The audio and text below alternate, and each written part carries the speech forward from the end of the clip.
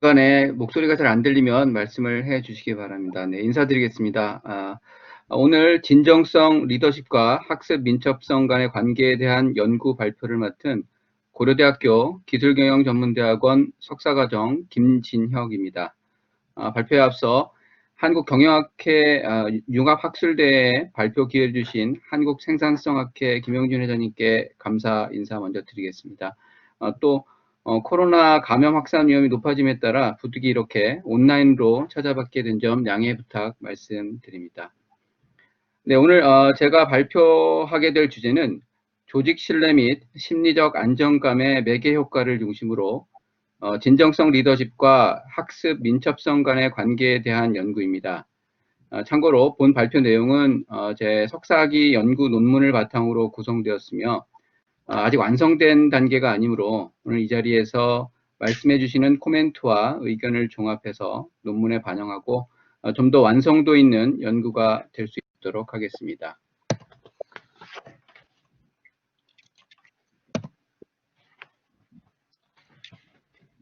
잠시 잠깐만요. 슬라이드를 넘기도록 하겠습니다.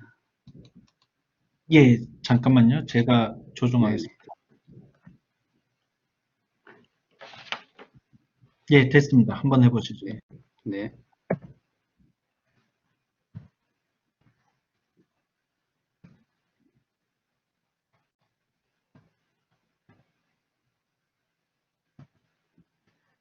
잠시만요. 안 되시나요? 네, 됐습니다. 네. 네, 다시 시작하겠습니다. 본 논문은 보시는 바와 같이 연구 순서에 따라 참고 문헌 등 부록을 포함 총 6개의 장으로 구성되어 있습니다. 제1장 서론 부문은 연구 배경과 연구 목적에 대해 언급을 하겠고요.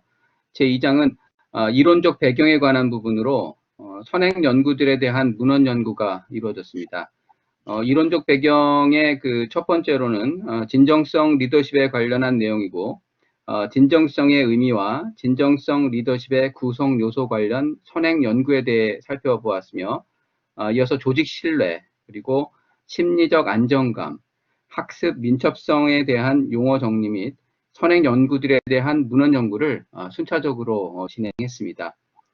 제3장은 연구 방법으로 문헌 연구를 통해 설정된 연구 모형과 연구 가설을 제시하였습니다. 앞서 말씀드린 바와 같이 본 논문은 올해 석사학위 논문으로 진행 중인 관계로 오늘 이 자리에서는 제3장 연구 가설의 설정까지만 말씀드리도록 하겠습니다. 네, 오늘 발표 내용은 크게 4가지로 구분이 됩니다. 서론에서는 연구 배경과 연구 목적에 대해 말씀드리겠고요. 두 번째 이론적 배경에서는 독립 변수인 진정성 리더십과 종속 변수인 학습 민첩성, 그리고 매개 변수인 조직 신뢰, 심리적 안정감과 관련된 선행 연구 내용에 대해 말씀드리겠습니다. 세 번째로는 이론적 배경에 입각한 연구 모형과 그 연구 가설에 대해 언급 드리고요. 마지막으로 향후 진행되는 내용에 대해 설명드리면서 발표를 마치도록 하겠습니다. 네, 첫 번째 서론으로 본 논문의 연구 배경입니다. 최근에 복잡하고 불확실한 경영 여건 속에서 기업은 지속 가능한 성장 곡선을 유지해야 하는데요. 그에 따라 조직을 운영하는 리더는 대외적으로 업의 변화 흐름을 분석하고 진단 예측하고 또 그에 상응하는 조치를 취해야 합니다. 또한 내부적으로는 긍정적 조직 문화를 만들기 위해 조직 구성원들과 신뢰를 형성할 수 있는 리더십을 갖춰야 하겠습니다. 하지만 현실적으로 기업의 이미지에 악영향을 끼치고 구성원과 신뢰와 심리적 안정감을 저버리는 일부 리더들의 비도덕적 행위가 나타나게 되는데요. 이에 따라 도덕적이고 윤리적인 행동에 대한 책임을 강조하는 진정성 리더십이 점차 주목받게 되었다고 할 수가 있겠습니다. 네, 진정성 리더십을 지닌 리더는 본인의 성장과 조직의 성장을 위해 끊임없는 자기 개발과 더불어 높은 성장의 목표를 가지고 있고요. 또 이는 구성원들의 학습 활동을 촉진하게 되는 역할을 하게 됩니다. 이러한 리더십 차원의 변화 필요성과 더불어 아시겠지만 주 52시간 근무제도의 도입에 따른 노동 환경의 변화로 구성원들은 점차 워크 앤 라이프 밸런스를 중요하게 생각하게 되었고요. 또 성공적인 업무 수행을 위해 본인의 경험에 의한 지식 그리고 기술, 정보를 확보하고 업무에 적용하는 학습 민첩성의 개념이 대두되게 되었습니다. 또한 밀레니얼 세대의 등장으로 일과 가정의 가치에 대한 균형과 더불어서 자기 개발과 개인의 성장에 대해서도 중요한 의미를 갖게 되었고요. 일에 대한 의미와 스트레스에 대해서도 새롭게 해석되는 변화를 갖게 되었습니다. 네, 앞서 언급한 진정성 리더십과 학습 민첩성의 연구 배경 외에 두 변수의 매개 역할을 하는 긍정적 조직 문화의 주요 요소로서 조직 신뢰와 심리적 안정감을 들 수 있는데요. 신뢰는 불확실한 경영 환경 속에서도 안정적인 조직 구성을 위한 필요 요소로 그에 따른 활발한 연구가 이어지고 있으며 심리적 안정감의 경우 구성원들의 학습 행동에 긍정적인 영향을 주게 되어 심리적 안정감이 높아지면 구성원들의 학습 행동이 늘어난다는 연구 결과가 있습니다. 이처럼 조직의 지속 성장을 위해서 효과적인 변화와 구성원의 몰입 환경이 선행되어야 하고요. 이러한 맥락에서 진정성 리더십과 학습 민첩성 간의 관계, 그리고 조직 신뢰와 심리적 안정감이 진정성 리더십과 학습 민첩성 사이에 어떤 매개 역할을 하는지에 대해 살펴볼 필요성이 있다고 볼 수 있겠습니다. 네, 지금까지 말씀드린 연구 배경을 요약해 보면 국내외 경영 여건의 불확실성을 가진 경영 환경과 워크 앤 라이프 밸런스의 워크 앤 라이프 밸런스와 업무 효율을 강조하는 노동 환경, 그리고 학습 몰입을 위한 긍정적 조직 문화의 필요성이 대두하는 세대 환경 등의 변화 등 세 가지 축의 환경 변화로 인해 도덕성과 윤리성을 강조하는 새로운 리더십과 신뢰와 존경을 바탕으로 하는 심리적 안정감, 그리고 경험을 통한 학습 문화 정착이 필요하게 되었다고 볼 수 있겠습니다.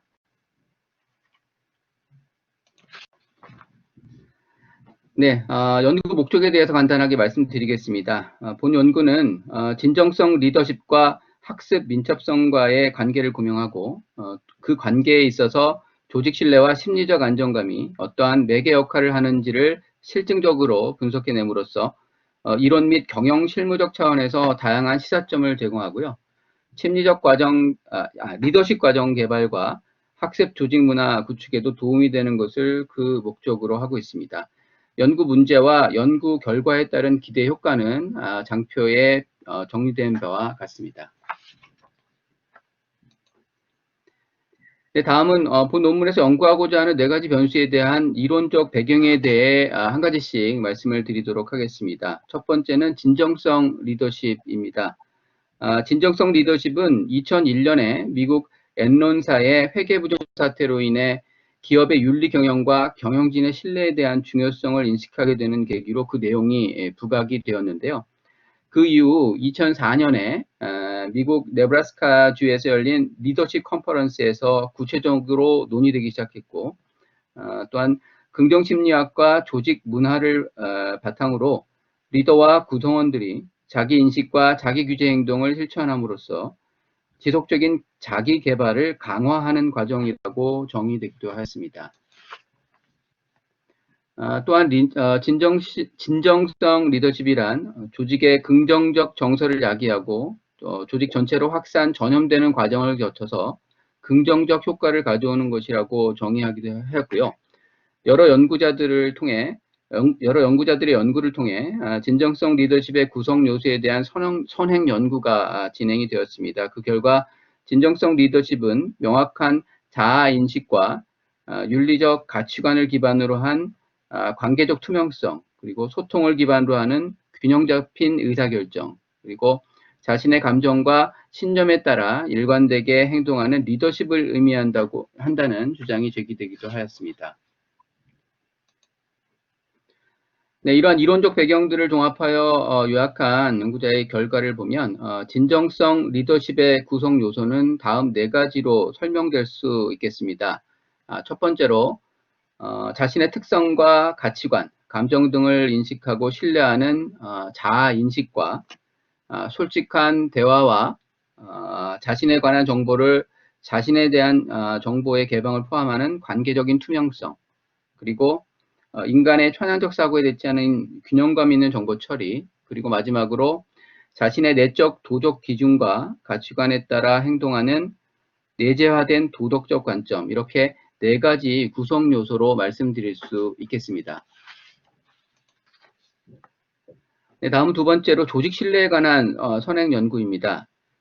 조직 신뢰는 조직의 행동이 조직 구성원들에게 이익을 가져다 줄 것이라는 신념으로 정의될 수 있으며, 신뢰의 정도에 따라 조직 구성원들의 노력의 투입 정도가 달라지므로 조직 성과에 미치는 영향이 매우 크다고 볼 수가 있습니다. 또한 기업은 건강한 조직을 형성하기 위해서 구성원들의 신뢰도를 높일 필요가 있다고 볼 수 있으며, 구성원들의 적극적인 협력을 위해서라도 조직 신뢰가 전제되어야 한다는 연구 결과들이 있습니다. 다음 세 번째, 심리적 안정감에 대한 이론적 배경입니다. 심리적 안정감은 조직 안에서 자신의 의견을 피력했을 때 본인에게 물리적인 그리고 정신적인 피해가 없을 것이라는 믿음이라고 정의할 수 있습니다. 또한 하버드 경영대학원의 에이미 에드먼슨 교수는 심리적 안정감이 있는 조직에서는 구성원 서로가 신뢰하고 존중하는 가운데 자신의 생각을 말하더라도 무시받지 않을 것이라는 확신을 가지게 되고요. 또 이 확신으로부터 오는 심리적 안정 상태에서 구성원은 보다 솔직하게 자신의 의사를 표현하게 된다고 주장을 했습니다. 또한 심리적 안정감이 높아질수록 실패에서 배우는 학습 효과도 높아지고요. 그리고 이로 인해 더 높은 성과를 도출하게 된다는 선행 연구 결과도 발표되었습니다. 마지막으로 본 연구의 종속 변수에 해당하는 학습 민첩성에 대한 이론적 배경입니다. 학습 민첩성의 초기 제안자 롬바르도와 아이킹거는 학습 민첩성을 경험으로부터 학습하고자 하는 의향과 능력, 그리고 새롭고 어려운 환경에서 성공적 업무 수행을 위해 학습 내용을 적용하는 능력이라고 정의했습니다. 또한 이들은 고잠재력을 가진 인재를 선발하기 위한 목적으로 학습 민첩성을 연구했고요. 이를 뒷받침하는 선행 연구인 학습 민첩성이 높은 임원이 많은 기업과 그렇지 않은 기업의 수익률에 대한 연구도 발표되었습니다. 본 연구에서 학습 민첩성은 새로운 임무를 성공적으로 수행할 수 있는 요인, 그리고 경험을 적극적으로 학습하고 업무에 적용하려는 의지로 정의하고자 합니다. 네, 본 연구에서는 선행 연구들에 대한 이론적 논의와 결과들을 바탕으로 그림과 같은 연구 모형을 제시하였습니다. 연구 모형을 살펴보면 진정성 리더십은 조직 신뢰와 심리적 안정감에 영향을 미치며, 이러한 변수들은 학습 민첩성에 영향을 미치고 있습니다. 특히 조직 신뢰와 심리적 안정감은 진정성 리더십과 학습 민첩성 간의 관계에 있어서 중요한 매개 역할을 하는 것으로 설정되어 있습니다. 이로 인한 가설은 우측에 보시는 가설, 진정성 리더십은 조직 신뢰에 정의 영향을 미칠 것이다 부터 맨 마지막에 있는 심리적 안정감은 진정성 리더십과 학습 민첩성 간의 관계에 있어서 유의한 매개 효과를 가질 것이다 라고 총 7개의 가설을 설정하게 되었습니다. 네, 서두에 말씀드린 바와 같이 본 연구는 제3장 연구 방법의 연구 가설 설정까지만 진행이 되었고요. 남은 기간 동안에 측정 도구 선정에서부터 결론까지 도출을 하여 완성도 있는 연구로 마무리할 예정입니다. 지금까지 경청해 주신 참석자분들께 감사 말씀드리고요. 본 연구에 대한 코멘트나 의견 있으시면 부탁드리겠습니다. 네, 발표 마치겠습니다. 감사합니다. 네, 감사합니다. 김진영 학생. 이 발표에 토론자로 계신 이재영 교수님 토론해 주십시오. 네, 일단 자료 공유하겠습니다.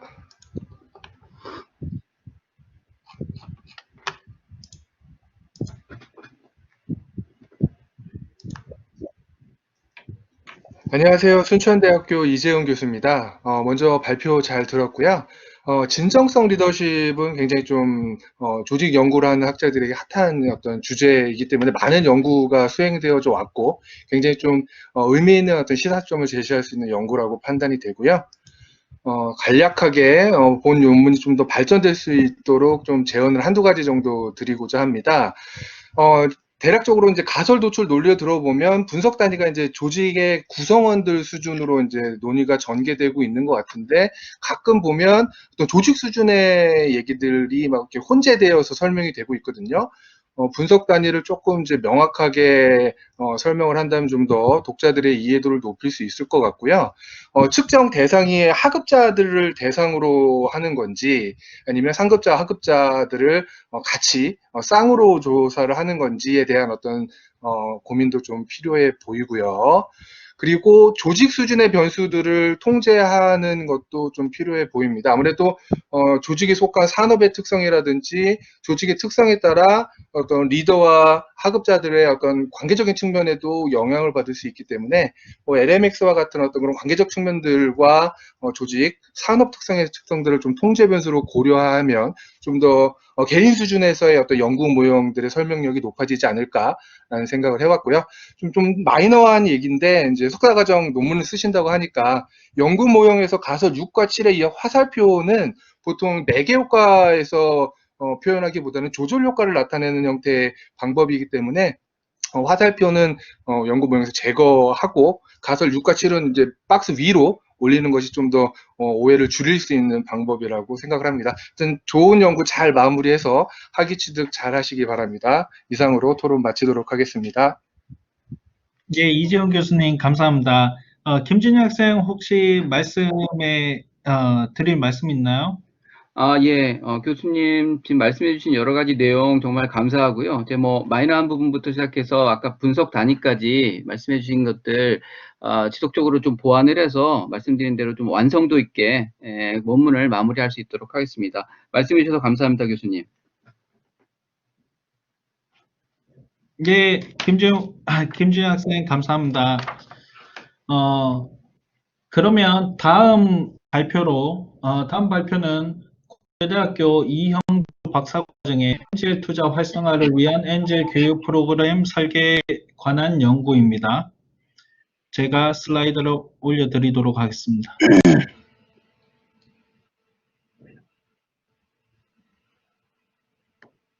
이 발표는 자유토론이니까요. 자, 참여하신 분들 자유롭게 토론하시면 됩니다. 발표가 끝나고 나서요.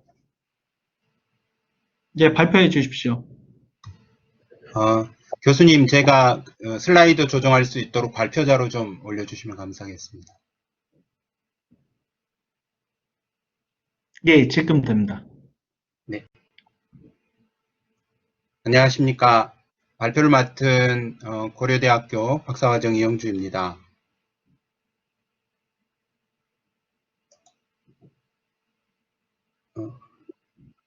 커서를 한번 찍고 넘겨 보시겠습니까? 커서를 찍었는데 아직 안 넘어가거든요. 그 키보드의 화살표로 한번 해보시겠습니까? 그것도 안 되십니까? 네네네.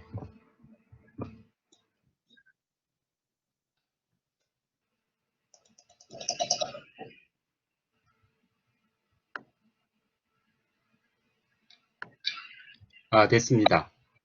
한번 해보시겠습니까? 지금?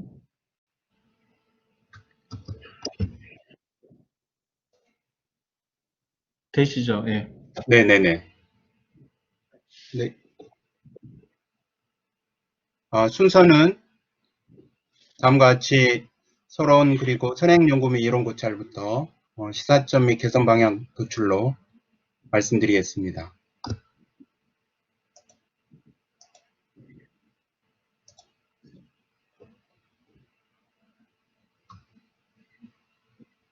(2017년도에) 정부에서는 혁신 창업국가 실현을 위한 조성 방안을 발표를 했고요. 이에 따라서 그 한국 엔젤 투자협회에서는 잠재 엔젤 투자자를 발굴하고 벤처 창업 생태계 및 엔젤 투자 활성화 추진을 위해서 4개 그룹의 교육을 개설해서 시행을 하고 있습니다. 그런데 지금까지 엔젤 대상으로 해서 3개 과정 한 9,571명을 교육을 했고요. 여기에 대해서 새로운 리더십이 들어오면서 좀 더 이 교육을 변화를 주고 확대할 필요성을 제기를 했습니다. 또한 지금까지는 엔젤 투자협회에서 주로 집합교육 중심의 교육을 했는데요. 코로나19가 되면서 비대면 교육의 필요성이 증가하게 됐습니다. 그리고 지금 표에 보시면 2010년도에 기준금리가 2.25%이고요. 그리고 이 비율이 계속해서 낮아지는 것을 볼 수 있습니다. 2018년도에 1.75%이고 현재는 한국은행 기준금리가 0.5%까지 내려갔는데 이렇게 그 기준금리가 내려간다는 것은 돈을 가진 분들이 투자처를 계속 이렇게 발굴을 해야 되는데 이러면서 엔젤 투자액이 2010년도에 341억에서 2018년도에 4,717억까지 증가하게 되었고 이에 따른 엔젤 투자자 교육도 같이 증가하게 되었습니다. 연구의 절차 및 방법인데요. 먼저 선행연구와 이론 고찰을 하고요. 그리고 연구 실행을 하고 연구 결과를 도출할 텐데 이론 고찰에서 보면 엔젤의 정의나 역할 현황을 보고 그리고 엔젤 기존에 있는 엔젤 직무 중심 교육을 보려고 합니다. 엔젤 직무 중심 교육은 주로 공급자 입장에서 시행됐기 때문에 카노 및 QFD 이론을 수요자 관점에서 이렇게 볼 거고요. 기존의 카노 QFD 이론으로 해서 수요자 관점에서의 교육과의 차별점은 엔젤 직무 중심 교육에서도 여러 가지 취할 부분이 있는데 그런 것들이 우리보다 더 훨씬 더 오랫동안 직무 중심 교육을 했던 국내외 사례들을 보면서 그것들을 취하는 것으로 일단 차별점을 두려고 했습니다. 그리고 카노 QFD 기반의 수요자 설문을 통해서 하우스 오브 퀄리티까지 도출을 하는 것으로 봤고요. 여기에서 시사점과 개선 방향을 도출하려고 했습니다. 엔젤의 유래 및 정의인데요. 엔젤은 창업 초기 단계에 벤처기업들에게 필요한 자금을 공급해주고 경영에 대한 자문을 수행하는 개인 투자자를 말합니다. 이것은 1920년대 미국 브로드웨이에서 오페라 공연이 자금 때문에 무산될 위기가 있었는데요. 이때 자금을 후원한 분들 때문에 그분들 때문에 공연이 성공적으로 맞춰주고 이분들을 엔젤이라고 부른 데서 유래하게 되었습니다. 엔젤 같은 경우는 돈을 투자를 할 때 굉장히 그 리스크가 크고 거기에 따라서 리스크가 높은 반면에 또한 높은 리턴을 추구하는 분들입니다. 근데 이분들은 막 창업을 한 1, 3년 차가 되면은 죽음의 계곡이라고 하는 데스밸리를 창업기업들이 직면을 하게 되는데 이들에게 자금을 지원을 해서 기업의 생존율을 제고를 하고 있습니다. 이러한 엔젤들은 2011년도에 엔젤 투자지원센터에 369명이 등록을 했고요. 매년 신규로 2019년에는 3,319명까지 등록을 해서 현재 21,176명이 활동을 하고 있습니다. 지역적으로 보면 수도권에 14,700명이 있어서 69.6%가 수도권에서 활동을 하고 있습니다. 엔젤 투자 유형은 전문 엔젤, 개인 투자조합, 증권형 크라우드 펀딩, 엑셀러레이터로 구분할 수 있는데요. 전문 엔젤 같은 경우는 벤처 1세대인 이택경, 류중희, 김철환 등 154명이 지금 등록돼서 활동을 하고 있고요. 엔젤 클럽은 2019년 말 현재 230개 클럽이 등록되어서 활동을 하고 있습니다. 그리고 개인 투자조합 같은 경우는 1045개 조합이 7,176억 원을 결성을 해서 활동을 하고 있고요. 증권형 크라우드 펀딩은 비교적 최근에 이렇게 활동을 하는데 오픈트레이드나 와디즈 등 15개사가 600개사에 1,100억 원을 투자를 하면서 활동을 하고 있고요. 여기까지는 2019년 말 데이터인데 엑셀레이터 같은 경우는 2020년 4월 말 현재 창업진흥원에 등록된 기업들이 프라이머, 매시업 등 242개사가 등록해서 활동을 하고 있습니다.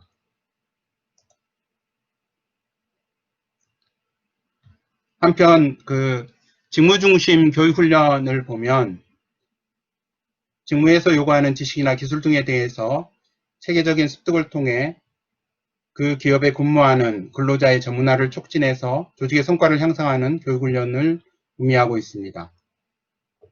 이러한 직무중심의 교육에는 직무 여건이 굉장히 중요한데 현재 한국엔젤투자협회의 팀장과 같이 엔젤 투자자의 직무 요건들을 도출을 해봤고요.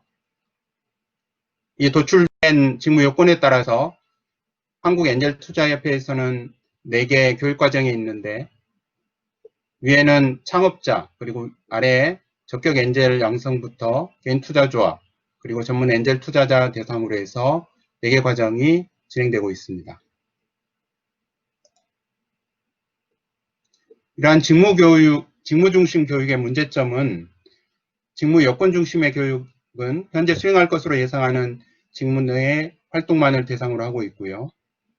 직무 분석의 결과 산출된 직무 요건은 역동적으로 변화하는 환경에서 직무나 직무 수행 방법의 변화를 수용하기 어려운 것으로 보입니다. 그리고 현재 직무기술서와 직무 요건은 엄격한 법적인 요구사항과 직무 수행자에 대한 정형화된 기대를 반영해야 하기 때문에 연승이 부정한 것으로 문제점이 밝혀져 있습니다.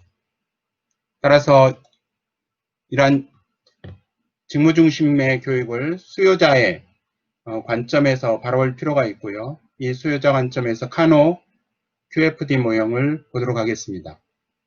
카노 모형은 고객의 목소리로 시사점을 얻어내는 분석 툴입니다.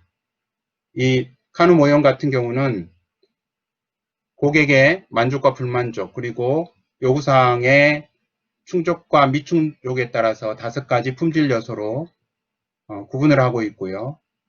매력적인 요소, 고객 감동 요구사항과 이론적 품질 요소, 당연적 품질 요소, 무관심 품질 요소, 역품질 요소로 구분할 수 있습니다. QFD 모형은 고객의 요구를 예상하고 우선순위를 매겨서 최종 소비자에게 제공된 제품이나 서비스를 효과적으로 구체화시키는 기법인데요. 이 QFD는 제품 서비스 개발 단계부터 고객의 요구사항을 설계에 포함하고 있습니다. 그리고 이러한 QFD 모형은 제조업에서 적용하기 시작해서 지금 교육 분야까지 확대 적용되고 있습니다. 카노 QFD 모형은 고객의 감동 요소를 발굴하고 최적의 소비자 요구사항을 기반으로 한 제품 서비스 설계 도구인데요. 이것은 카노 모형의 단점을, 즉 고객 요구사항의 중요도를 재조정한 모형이 되겠습니다. 이러한 카노 QFD를 활용한 교육 서비스의 설계 적용 사례가 계속해서 확대되고 있는데요. 국내 4년제 대학 교육 설계, 그리고 전문대학교 공학부 교육 설계 등에서 사용되고 있고요. 그리고 해외 사례 같은 경우도 대만의 간호학과 교육 설계나 유치원 교육 설계 등에서 다수 활용되고 있습니다. 이런 활용 내역들이고요.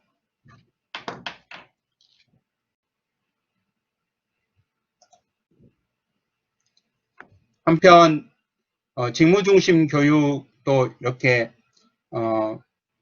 고도화되면 거기에서 반영할 것들이 있을 것으로 봤고요. 그래서 직무중심 교육으로 해서 지금 시행되고 있는 국내외 사례들을 살펴봤습니다. 먼저 한국벤처캐피탈협회인데요. 여기는 국내에서 벤처캐피탈 전문 교육기관입니다. 그래서 신입부터 전문가 양성까지 20개 과정을 운영을 하고 있고요. 벤처캐피탈 시장 이해와 실질적인 투자 심사 기법을 습득을 하고 있습니다. 교육과정들은 보시는 것처럼 이렇게 여러 가지 20개 교육과정이 있고요. 한편 한국창업지소사협회에서도 과거에 2개 과정을 운영을 했습니다. 그래서 엔젤 투자 전문가 과정과 무형자산 가치평가 과정을 운영을 했는데 그것도 직무 중심으로 교육을 설계해서 운영을 하였습니다. 해외 사례인데요. 오스트리아 비엔나에 본사를 두고 있는 비즈니스 엔젤 인스티튜트의 교육 사례입니다. 여기는 기본적으로 각 모듈별로 4개의 모듈 A1과 A2, B1, B2가 있고 이것을 전체를 모은 종합과정이 있는데요. 이 종합과정까지 해서 CBA 자격증을 관리를 하고 그리고 커뮤니티를 관리하는데 이것은 IS 인증을 받고 있었습니다. 주요 교육과정들은 특징적인 게 각 과정들은 순수하게 그냥 대면으로 오프라인으로만 이루어지는 게 아니라 오프라인과 온라인이 블렌디드 돼서 혼합 교육을 운영을 하고 있는데 3일간의 가정학습 지도와 그리고 2일간의 대면 마스터 클래스, 온라인으로 이루어지는 연습과 피드백, 그리고 원격 코칭으로 이렇게 구성되어 있습니다. 다음에는 미국의 엔젤 캐피탈 어소시에이션인데요. 여기에 있는 엔젤 유니버시티는 미숙련자와 숙련자를 중심으로 해서 교육과정을 운영을 하고 있고요.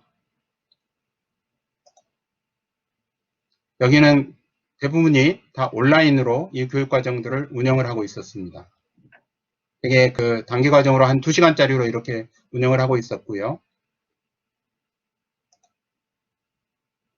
다음은 엔젤 리소스 인스티튜트라고 미국에 있는 교육기관입니다. 여기는 카우프만 재단과 미국 전역의 엔젤 투자 리더들에 의해서 설립이 되었고 미국 전역과 해외 20개 국가의 프로그램들을 제공을 하고 있었는데 여기는 굉장히 특징적인 게 역량 단위 주제별로 모듈화해서 이 과정들을 교육을 운영을 하고 있었습니다. 그래서 우리나라 엔젤 과정의 역량들을 조명할 때 이 과정들을 보면은 우리나라의 엔젤 직무 역량들을 다시 규명하는 데 도움이 될 것으로 봤습니다. 다음은 영국의 엔젤 인베스팅 스쿨에서 하는 과정들이 있는데 여기는 매주 수요일 날 2시간씩 6주간 실시간 온라인으로 교육 운영하고 있었고 과정은 6개 과정을 운영을 하고 있었습니다.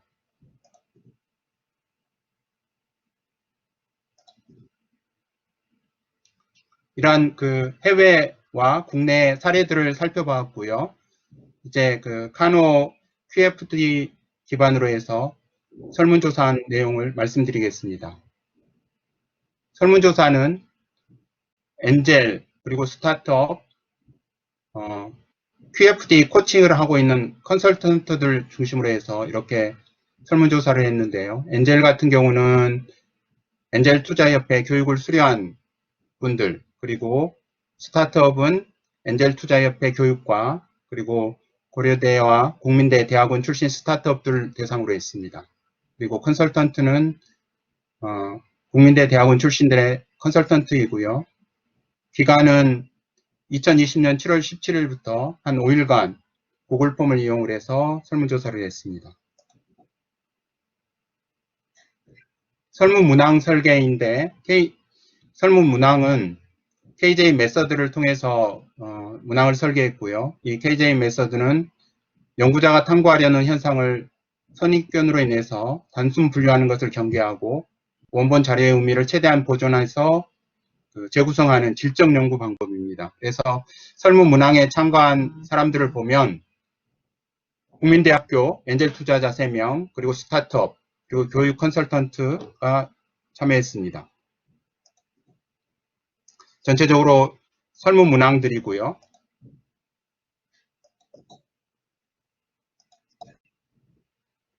또한 이 설문 문항들과 설문 분석을 했는데 전체적으로 보면 그 스타트업 같은 경우는 교육 수료 상위 20% 초기 투자, 유치, 참가자 일정 고려, 교육 일정 잡기 등 8개가 매력적 품질 요소로 고객 감독 요구 사항으로 도출되었고요. 그리고 투자자 네트워킹이나 사업계획서 작성 방법 등 습득 등은 이론적 품질 요소로 도출되었습니다. 엔젤 투자자 분석 결과는 협회 스타트업 대상 투자 실습, 교육 중 맛보기 투자 등 8개가 매력적 품질 요소로 도출되었습니다. 그리고 교육 컨설턴트는 협회 스타트업 대상 투자 실습, 비대면 교육 병행 등 2개가 매력적 품질 요소로 도출되었습니다. 전체적인 시사점은 국내 교육 사례 분석 시사점과 그리고 해외 교육 사례 분석 시사점, 그리고 카노 QFD 분석 시사점을 도출을 했고요. 이것을 통해서 교육 프로그램 개선 방향을 도출을 했는데요. 먼저 엔젤 투자자별 심층 맞춤형 교육을 실시를 하는 게 필요하고요. 이것은 오스트리아 BAI의 경우에 과정 자율학습, 대면 클래스, 피드백, 원격 코칭을 통한 심층적 교육을 참고할 수 있을 것 같고요. 그리고 미국 ARI의 14개 세부 주제별 과정을 참고할 수 있을 것입니다. 그리고 자격증 발급을 통한 엔젤 투자자 자긍심 고치가 있는데 이것은 오스트리아 BAI의 CBA 발급하는 부분, 그리고 카노 모형에서 스타트업의 고객 감독 요구 사항으로 나타난 부분을 참고하면 되겠습니다. 또한 교육생 및 수료생 간 커뮤니티 활성화 노력이 필요한데요. 이것은 영국의 AIS에서 앨럼나이를 관리하는 것과 카노 모형에서 교육생 간 커뮤니티 활동과 교육 중 협회, 엔젤 투자자와 네트워킹 기회를 요구사항으로 나온 것들을 참고했고요. 온라인 비대면 교육 활성화 같은 경우는 미국 ACA 그리고 영국 AIS 벤치마킹한 부분과 카노 모형에서 비대면 교육 병행을 요청한 부분을 참고했습니다. 또한 마지막으로 엔젤 투자자 보수교육 체계 구축인데요. 이것은 한국 벤처캐피탈 협회의 사례와 카노 모형에서 교육 수료 이력을 협회에서 지속적으로 관리해달라는 고객 감독 요구사항을 참고하였습니다. 네, 여기까지 제가 준비한 것을 말씀드렸습니다. 예, 이영주 박사과정 감사합니다. 시간이 좀 많이 지났는데요. 혹시 참여자께서 질문이 있으시면 하나만 받도록 하겠습니다.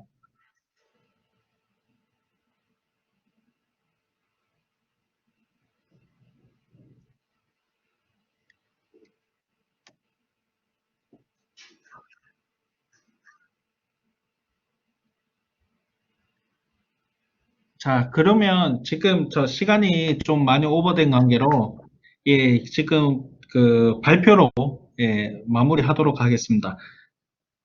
이영주 박사과정 감사합니다. 네, 감사합니다. 예, 세 번째 발표는 경북대학교 이채성 학생의 중소기업의 흡수 역량이 스마트 제조 투자 의도에 미치는 영향입니다. 제가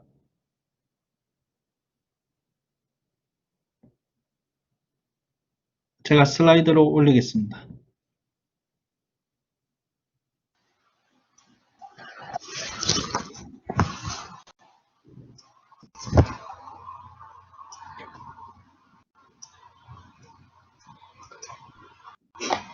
네, 안녕하세요. 저는 경북대학교 석사과정 이채성입니다. 저는 중소기업의 흡수 역량이 스마트 제조 도입에 미치는 영향에 대한 연구를 발표하고자 합니다.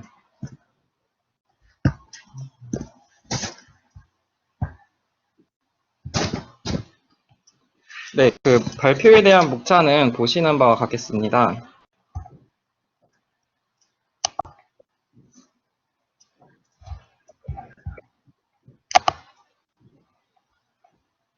네, 먼저 연구 배경입니다. 최근 4차 산업혁명의 도래로 인해 많은 국가에서는 경쟁력 제고를 위한 방안으로 스마트 제조를 선택하고 있고, 이를 통해 글로벌 경쟁력의 우위를 달성하고자 하고 있습니다. 스마트 제조는 제조업에서의 4차 산업혁명 원동력이라 할 수 있으며, 스마트 제조를 구축하게 될 경우 기업에서는 다양한 기대 효과를 얻을 수 있습니다. 하지만 국가의 정책 지원과 다양한 이점에도 불구하고 국내 중소기업에서의 스마트 제조 도입 현황은 현재 많이 미비한 수준입니다. 중소벤처기업부에 따르면 약 13만 개의 중소기업 중 88%에 해당하는 11만 개 중소기업이 스마트 제조 도입 계획이 없는 것으로 나타났습니다. 이는 전문 인력 확보, 지속적인 업그레이드와 유지 보수, 그리고 대기업에 비한 제한된 자원 등과 같은 이유로 스마트 제조 도입을 주저하고 있는 것으로 나타나고 있습니다. 그리고 기술의 발전에 따른 신제조 기술로의 전환을 위해서는 재무적인 요인뿐만 아니라 비재무적 요인도 중요한 동기가 되고 있습니다. 특히 흡수 역량은 외부의 유용한 지식을 이해하고 동화하고 변환하여 새로운 지식으로 활용하는 기업의 능력을 뜻합니다. 현재 많은 기업들은 흡수 역량의 주요 핵심 요소를 탐구하고 모색하여 경쟁력 확보와 성과 달성에 몰두하고 있습니다. 고메즈의 연구에 의하면 스마트 제조는 현재 기술을 기반으로 단계적 구축이 필요하고 흡수 역량이 뛰어난 조직은 단계적 구축에 더 투자하는 경향이 있는 것으로 나타났습니다. 이러한 연구 배경에서 본 연구는 중소기업에서 스마트 제조의 성공적 도입을 위해 전략적 정보를 제공하고자 스마트 제조 투자에 있어서 흡수 역량의 역할에 대해 분석하고자 합니다. 그리고 자원 기반 이론에 주목하여 기업의 자산 및 활동, 흡수 역량, 그리고 스마트 제조 투자 의도 및 사용 수준에 미치는 영향을 분석하여 스마트 제조를 점진적으로 구축을 하기 위한 방향성을 제공하고자 합니다.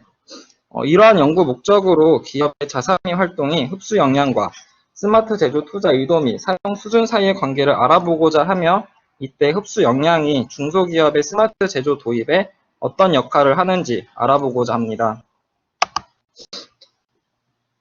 네, 다음은 이론적 배경입니다. 캉에 의하면 스마트 제조는 4차 산업혁명의 원동력으로 작업자와 기술, 정보의 융합을 통해 기존 제조업의 혁신을 촉진할 수 있는 다양한 기술의 패러다임으로 정의되고 있습니다. 또한 스마트 제조는 빅데이터, 사물 인터넷, 정보통신 기술 등과 같은 첨단 기술을 사용하여 비용, 납기, 유연성, 품질과 관련된 지속 가능한 경쟁력을 확보할 수 있으며 제조 분야의 많은 과제를 해결하는 핵심 역할을 하고 있습니다. 이처럼 스마트 제조가 각광받고 있으면서 학문적으로도 자연스럽게 스마트 제조와 관련된 연구가 많이 진행되고 있습니다.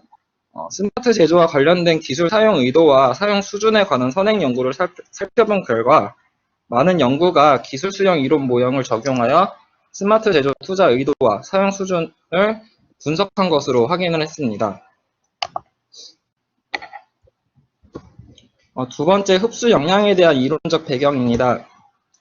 최초의 기업 활동에서 흡수 역량을 사용한 코엔과 레빈탈에 의하면 흡수 역량은 외부의 유용한 지식과 정보를 이해하고 동화, 변환하여 새로운 지식으로 활용하는 기업의 능력을 뜻합니다.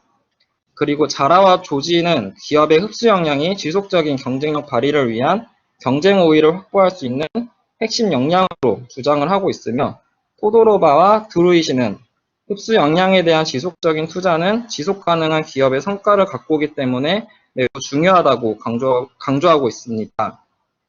흡수 역량은 슬라이드에 보이는 내용과 같이 지식 획득, 동화, 변환, 활용과 같은 총 4가지의 세부 역량으로 구성되어 있습니다. 이와 관련된 선행 연구를 보면은 조직 대외적으로 활발한 지식 공유를 통한 높은 흡수 역량은 새로운 기술에 대해 친숙하게 느끼게 하며 새로운 기술 도입에 거부감을 줄일 수 있습니다. 그리고 조직 내의 지식 공유 문화는 흡수 역량을 증가시키고 이러한 흡수 역량은 기업의 혁신 능력을 증가시키는 것으로 나타났습니다. 미네의 연구에서는 기술 혁신을 하기 위해 흡수 역량은 기업이 보유해야 할 핵심 역량으로 얘기하였고, 그리고 구철모와 최정일은 흡수 역량의 동인 요인으로 IT에 대한 경험, 의사결정자의 태도, 기업 보유 자원과 같이 총 3가지의 요인을 도출하였습니다.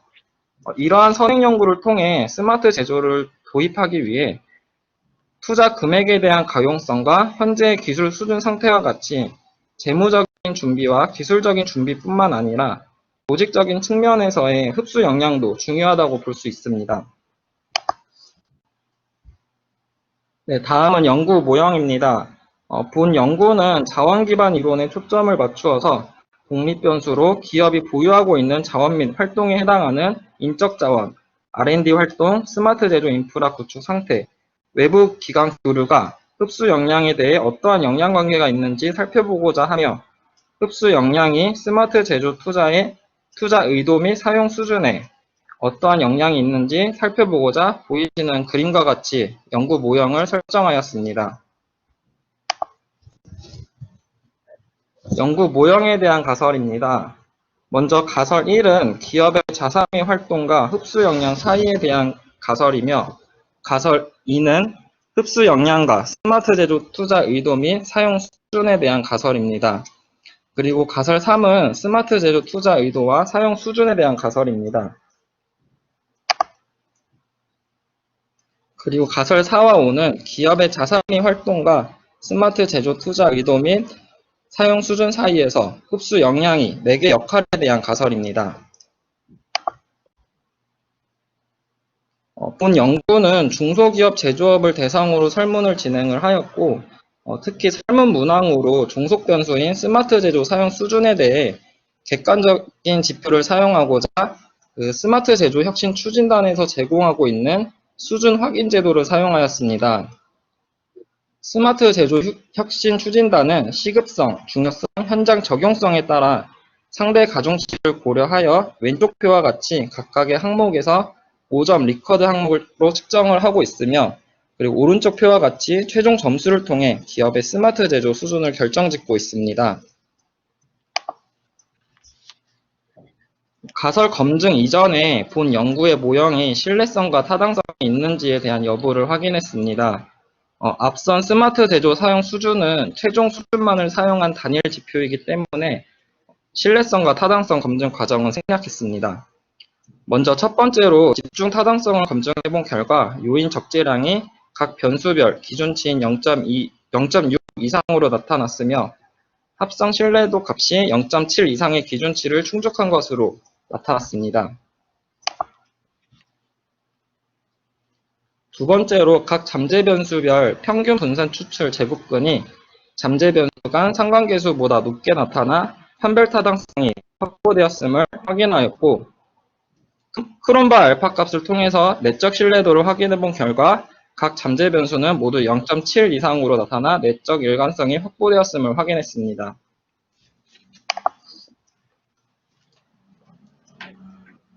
본 연구 모형 분석 결과를 요약한 그림입니다.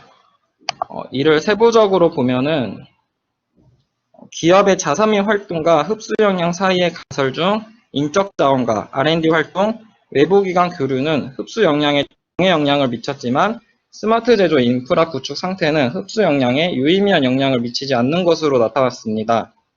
이러한 결과에 따라 가설 1-1과 1-2, 1-4를 채택하였고 가설 1-3은 기각하였습니다. 그리고 흡수 역량은 스마트 제조 투자 의도와 사용 수준에 모두 정의 영향을 미치는 것으로 나타나 가설 2-1과 2-2를 채택하였습니다. 그리고 스마트 제조 투자 의도는 스마트 제조 사용 수준에 정의 영향을 미치는 것으로 나타나 가설 3을 채택하였습니다. 매개효과 검증 결과입니다. 기업의 자산 및 활동을 나타내는 4개의 변수 중 인적 자원, R&D 활동, 외부 기관 교류와 종속 변수인 스마트 제조 투자 의도 및 사용 수준 사이에서 흡수 역량은 매개 역할을 하는 것으로 나타났지만 스마트 제조 인프라 구축 상태는 매개 역할을 하지 않는 것으로 나타났습니다. 이러한 결과를 통해 가설 4-3과 5-3을 기각하였고 매개 효과에 대한 그 이외의 가설은 채택했습니다.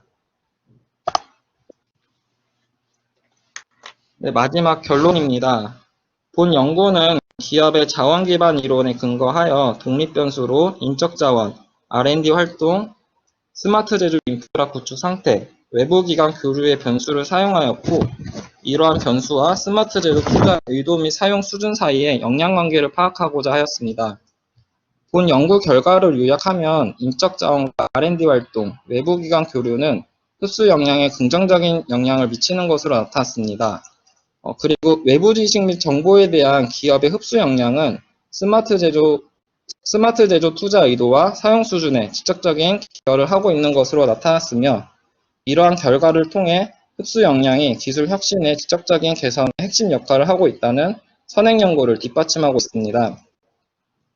본 연구의 전체적인 결과를 통해 스마트 제조 도입을 위해 중소기업에서 제한된 자원을 고려하여 흡수 역량을 향상시켜야 하며 이를 위해 인적 자원, R&D 활동, 외부 기관 교류를 우선적으로 투자해야 할 필요가 있다고 할 수 있습니다. 제가 준비한 발표 자료는 여기까지입니다. 예, 이채성 학생 감사합니다. 이 발표의 토론자로 계신 황보윤 교수님 말씀 주십시오. 네, 먼저 좋은 논문을 접하게 해주셔서 감사드리고요. 몇 가지 더 좀 좋은 논문이 되기 위해서 제가 코멘트를 드리자면요. 첫 번째는 본 연구의 차별성이 기존 연구하고 좀 세밀하게 어떤 차이가 있어서 본 논문이 기존의 연구들과 어떤 차별적 요소가 있는지를 좀 한번 서론 부분에서 좀 더 세밀하게 보여주셨으면 좋겠고요. 두 번째는 혹시 10쪽 PDF에 이제 페이지 수는 안 나와 있는데 10쪽을 좀 PDF 순서대로 10쪽을 보고 제가 몇 가지 코멘트를 좀 드리겠습니다. 연구 모형. 네, 연구 모형이 10쪽이 어떤가요? 제가 쪽수가 제가 받은 거하고 조금 다른가요? 10쪽. 예, 여기 나왔네. 예. 만약에 사실 이 지금 보시는 기업의 자산 및 활동에 보니까 자산 항목은 인적 자산과 인적 자원과 스마트 제조 인프라 구축 상태인 것으로 추정이 되고 활동은 R&D 활동과 외부 기관 교류가 활동인 것으로 보여집니다. 그럼 과연 왜 기업의 자산 및 활동에서 자산은 인적 자원과 스마트 제조 인프라 구축 상태만 선택하셨는지 이론적 근거를 반드시 언급하시는 게 좋습니다. 왜냐하면은 재무적 자원도 결국은 스마트 제조 투자 의도에 영향을 미치지 않을까 하는 것이 제가 생각이 되는데 혹시 본인의 논문에서는 왜 자산은 2개만 활동은 2개만 했는지 이론적 근거를 이렇게 좀 하시면 좋겠고요. 또 하나 보면은 스마트 제조 도입이라고 하는 그 박스 안에 스마트 제조 투자가 스마트 제조 사용 수준에 영향을 미치는 화살표가 있습니다. 저 화살표 부분은 무슨 얘기를 하냐면 흡수 역량이 스마트 제조 사용 수준에 영향을 미칠 때 스마트 제조 투자 의도가 매개 효과가 있다고 하는 것을 보여줍니다. 그러면은 가설에서도 저 관계를 언급을 해 주시는 게 필요합니다. 현재 연구 모형으로 봤을 때는 가설에 그 부분이 좀 빠져 있는 것이 아닌가 싶고요. 그 다음에 판별 타당성 분석 부분이 있습니다. 요 다음 페이지에 가시면은 판별 타당성. 네. 근데 이 분석이 다음요. 네, 판별 타당성 분석에서 아마 인적 자원과 그 교차점에 있는 것이 말씀하신 대로 평균 분산 추출 그것의 제곱근인 것으로 보여지는데 저희가 독자들에게 좀 쉽게 보이게 하시려면은 별도 표에다가 즉 요 현재 보이는 상관계수 표 말고 표 안에다가 오른쪽에다가 AV2의 제곱근 값을 보여주시면은 훨씬 더 독자의 입장에서는 좀 아니면 줄을 밑에다가 달아주시면 더 좋을 것 같고요. 제가 앞에 거 AV 값하고 계산해 본 거하고 조금 다르긴 하던데 그거는 아마 본 논문에서는 충분히 혹시 샘플이 몇 개나 되셨는지 제가 알 수가 없어서 아마 본 논문에는 쓰셨을 것 같은데 샘플을 누구를 대상으로 하고 언제부터 언제까지 몇 개나 샘플을 하셨는지 그거를 제가 잘 모르겠더라고요. 또 매개 분석에 뒤에 가보시면은 매개 분석한 부분이 있습니다. 예, 매개 분석한 결과 하나 더요. 네, 여기 가시면은 사실 아마 구조 방정식을 돌리신 걸로 제가 보여지는데 SEM을 돌리시면 직접 효과가 간접 효과가 나옵니다. 그래서 매개 효과가 완전 매개인지 부분 매개인지 그거를 구분해서 해 주실 필요가 있고요. 혹시 또 지금 그 결론 부분에 보시면은 스마트 제조 인프라 구축 상태가 스마트 제조 의도에는 직접 영향을 주는 효과는 없었는지 그럴 수도 있을 것 같다는 생각인데 연구 모형에서는 아예 완전 매개만 흡수 역량에 대해서 완전 매개만 주신 것에 대해서 약간 제가 퀘션이 있고요. 여섯 번째는 주효과 분석에서 보면은 모형의 적합도 지수를 보여주지 않고 있어요. SEM에서 항상 모형의 적합도가 어떤지 보여주고 있는데 이 논문에서는 보여주고 있지 않아서 아마 보완하시면 좋겠다 하는 생각이 듭니다. 예, 이상입니다. 예, 황보영 교수님 감사합니다. 이채성 학생 황보영 교수님 코멘트에 대해서 하실 말씀 있으신가요? 네, 교수님 감사합니다. 그 교수님 말씀해주신 거 다 고려해가지고 보완하도록 하겠습니다. 감사합니다. 예, 이채성 학생 감사합니다. 그러면 저희 이제 마지막 순서죠. 네 번째, 한양대학교 엄현주 박사과정의 미래 신기술에 대한 기술 역량 평가 모형 개발에 관한 연구입니다. 제가 권한을 드리고 발표 자료를 올리겠습니다.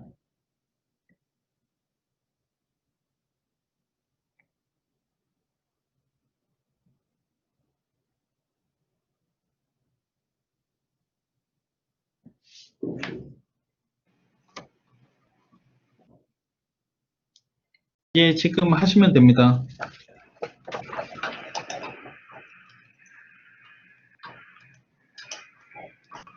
네, 안녕하세요.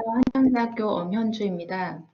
본 연구는 미래 신기술에 대한 기술 역량 평가 개발에 관한 것으로 최근 정부에서 추진하고 있는 수소 경제 실현 정책 사업을 중심으로 연구를 수행하였습니다. 네, 발표의 진행은 서론 기술 역량 평가 모델 사례, 미래 신기술 기술 역량 평가 모델 구축, 결론으로 진행하겠습니다.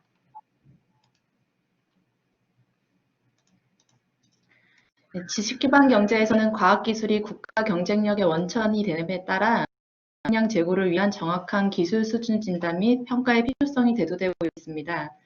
정부, 기관, 기업 등의 혁신은 학문과 영역별로 극대화된 연결성을 지향하고 있는데요. 치열한 글로벌 경쟁 체제에서는 미래 신기술의 선제적이고 성공적인 성과를 달성하기 위해서는 그에 따른 기술 역량의 정확한 진단, 측정, 평가가 필요합니다. 특히 미래의 신기술의 경우에 범정부 차원의 정책 방향에 따라서 기술 역량 평가 모형을 개발할 필요가 있습니다. 기술 역량 평가 모형은 명확성, 측정 가능성, 신뢰성 등의 기준에 의해 정확한 지표의 개발이 필요하며 신기술의 특성에 따른 특화된 모형 및 지표를 개발해야 합니다.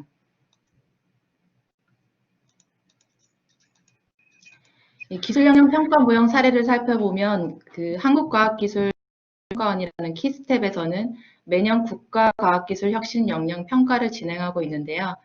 투입 부문의 자원, 활동, 네트워크, 환경 4개 부문과 성과 부문 등 총 5개 부문에서 31개 지표를 통해 평가 결과를 도출하고 있습니다.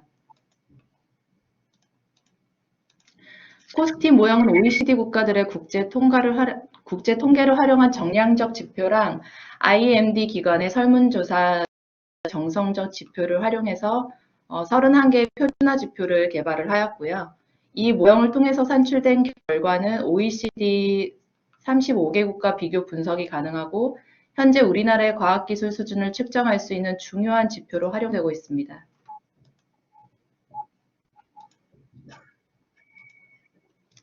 기술 역량 평가 지표를 발굴함에 있어서 중요한 기준은 명확한 도출 기준을 정립하는 것이며 측정 가능하고 사업의 범위를 넘지 않아야 합니다.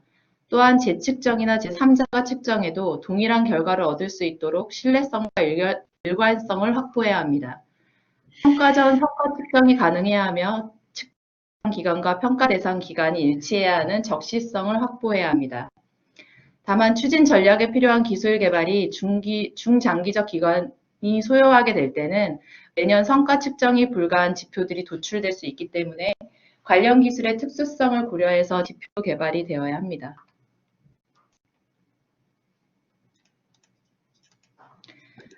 본 연구는 미래 신기술 중에 정부가 추진하고 있는 수소 경제 실현 정책 중심으로 수행이 되었습니다. 정부는 2019년 에너지 정책 방향을 발표하면서 수소경제 활성화 로드맵을 수립하였는데요. 수소경제의 개념도를 보시면 큰 틀에서 수소 생산, 수소 저장 운송, 수소 활용 등으로 기술 분류가 되어 있음을 알 수 있습니다. 정부가 추진하는 수소경제 활성화 로드맵에서는 생산, 저장, 운송, 활용 부분의 수송수단, 또 활용 부분의 산업, 안전, 환경, 인프라 부문으로 총 5개의 대분류 기술 체계를 확립을 했고요. 기술 역량을 측정하는 경우에 기술 역량을 측정하는 경우에는 대분류 관점에서의 접근이 필요하고 기술 수준을 측정하는 경우에는 중분류 혹은 세부 하위 기술인 관점에서의 접근이 필요합니다.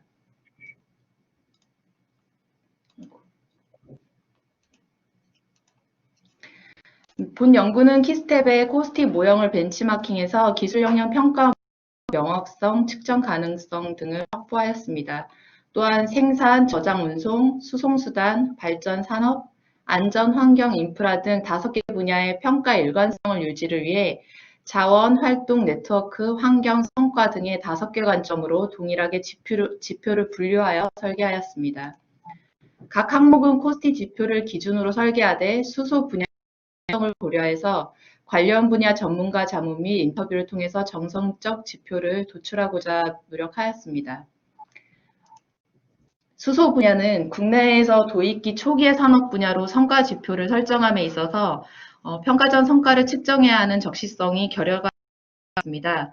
이러한 부분들은 가중치 산정을 통해서 기술 도입기에는 성과 부분의 비중을 줄이고 향후 시장 및 산업 전반의 성장을 고려해서 가중치를 변화시키는 조절이 필요할 것으로 판단됩니다.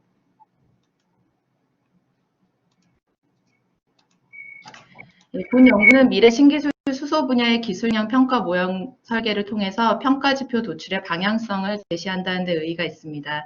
또한 코스티 모형을 벤치마킹하여서 지표의 명확성, 측정 가능성, 신뢰성을 유지하고 있으며 수소 에너지 정책에 따른 기술 역량 평가 가능성을 제시하고 있습니다. 코스티 모형을 기반으로 하였기 때문에 거시적 관점에서 초점이 맞춰져 있어서 다양한 기술 분야 적용에는 한계점이 있으므로 기술별 특수성을 고려하여 지표가 수정돼야 할 것입니다. 또한 수소 분야에 관련 공공기관이나 연구소, 기업 등을 대상으로 해서 본 모형을 통한 실증 검증을 통해 지표를 단계적으로 개선시켜 나갈 필요가 있습니다. 현재 지금 이 연구에서 정확한 그 세부적인 지표들이 산출이 안 되어 있는 상태인데요. 제가 이거를 지금 수소 관련된 공공기관과 그 연구 개발하는 프로젝트가 진행 중이기 때문에 여기에 지금 현재 다 담을 수가 없는 점은 이해해 주시기 바랍니다. 네, 발표를 마치겠습니다. 경청해 주셔서 감사합니다. 예, 엄현주 학생 감사합니다.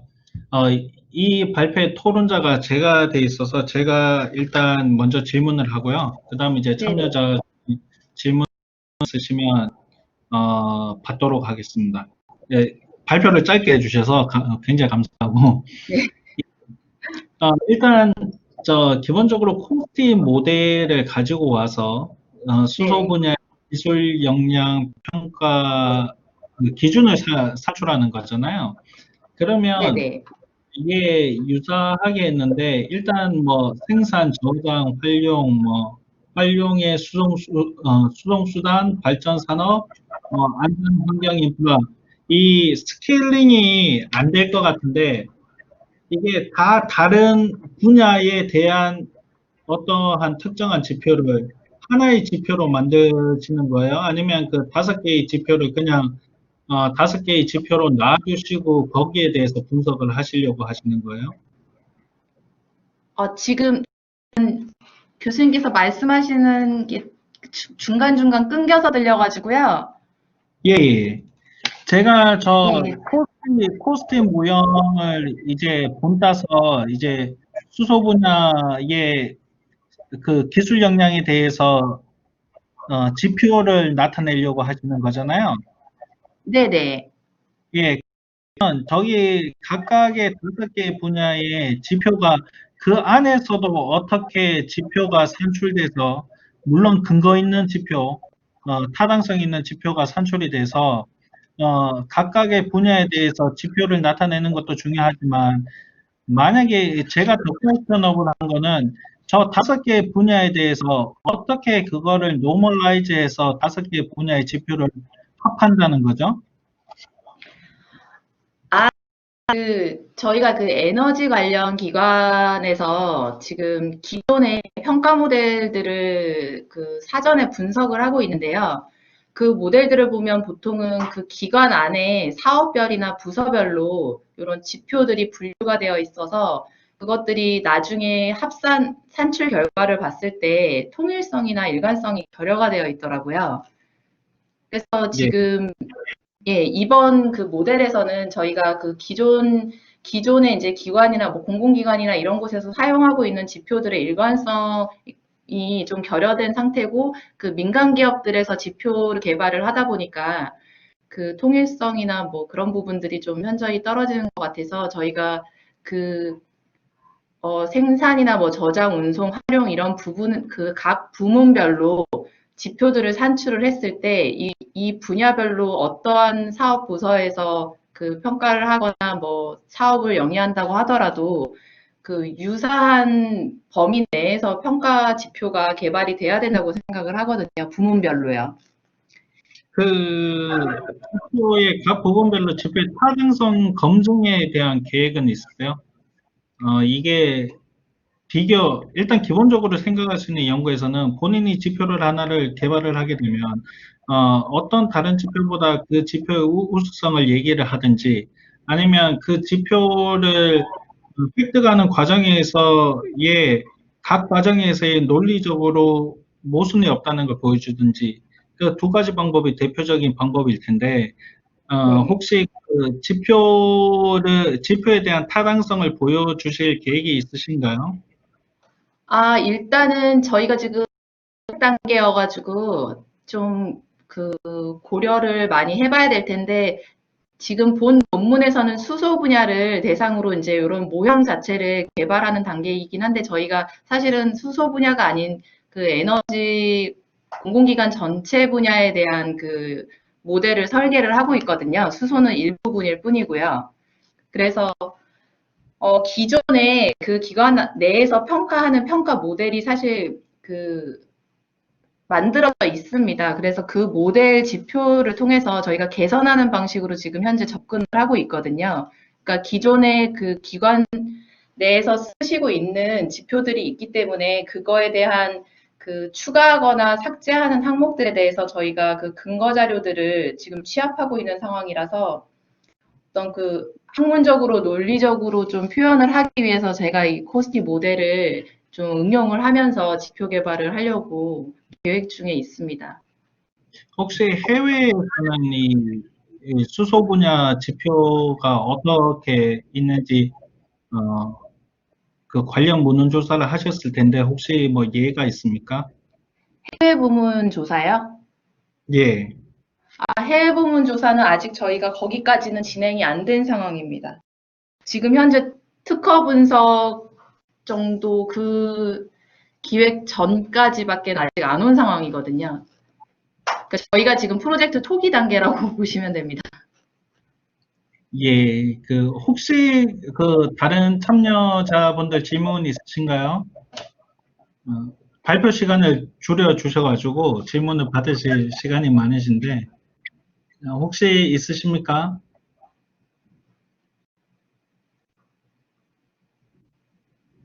예, 없으시면